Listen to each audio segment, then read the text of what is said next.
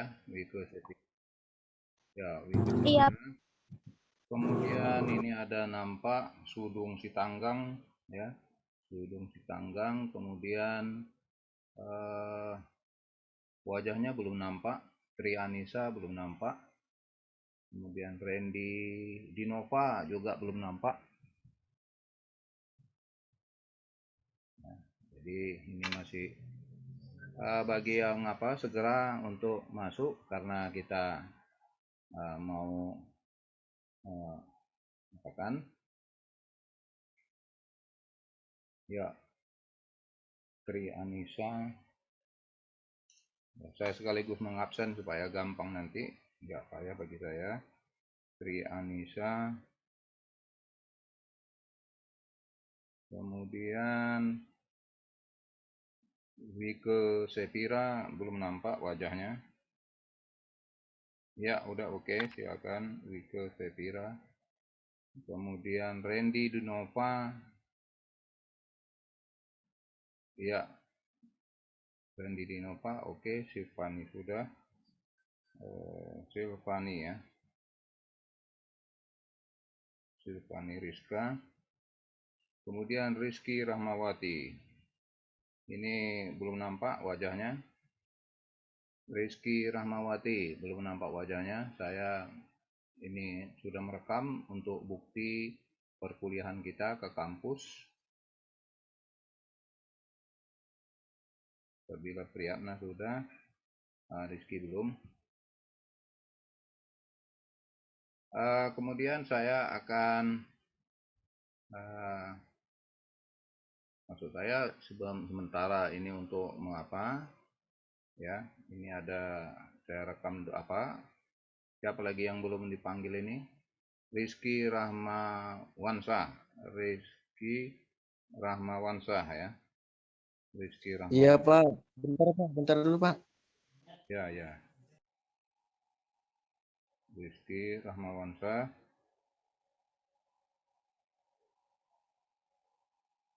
Ya. Randy Dinova sudah. Randy Dinova.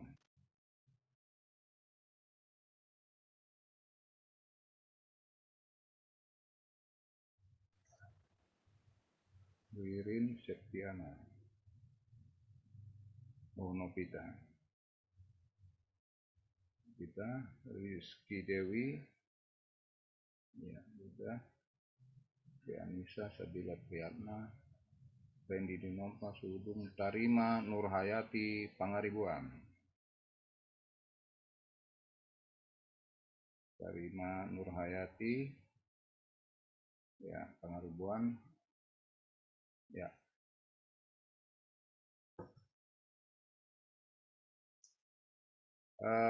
Ini akan saya share ya materinya. Saya share materinya.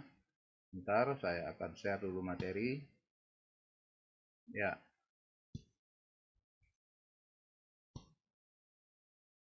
Nah, oke, materinya sudah dapat dilihat. Sudah Pak. Sudah dapat dilihat? Ya, oke. Sudah Pak. Ya, kita mulai. Assalamualaikum warahmatullahi wabarakatuh. Salam sejahtera untuk kita semua. Hari ini lagi untuk perkuliahan kita membicarakan tentang eksistensi dan substansi manusia. Nah, eksistensi itu keberadaan manusia. Ya. Eksistensi manusia itu tidak ada dua individu yang identik. Walaupun dia kembar identik, jadi nggak akan ada sama. Sama persis itu sama sekali nggak akan ada. Bisa, ya, penampilannya mungkin bisa, oke. Wajahnya mungkin oke. Tetapi, ya, kalau secara eksistensi manusia, itu sifat-sifatnya mungkin nggak sama. Nah, itu dia maksudnya. Maka eksistensi manusia itu sangat pribadi. Tidak ada dua individu yang identik. Jadi wajah boleh sama, penampilannya boleh sama, tetapi mungkin kepribadiannya tidak sama. Nah, yang kedua, kita akan membicarakan konsep agama samawi tentang eksistensi manusia, tentang keberadaan manusia. Keberadaan manusia ini telah dibicarakan, ya, di dalam Alkitab dibicarakan, di dalam Al-Quran dibicarakan. Nah, ini di dalam kitab, dalam Perjanjian Lama, ya, dikatakan, kemudian Tuhan Allah membentuk manusia dari debu tanah dan mengembuskan napas kehidupan ke dalam lubang hidungnya, sehingga manusia itu menjadi makhluk yang hidup. Itu di dalam Kejadian pasal 2 ayat 7.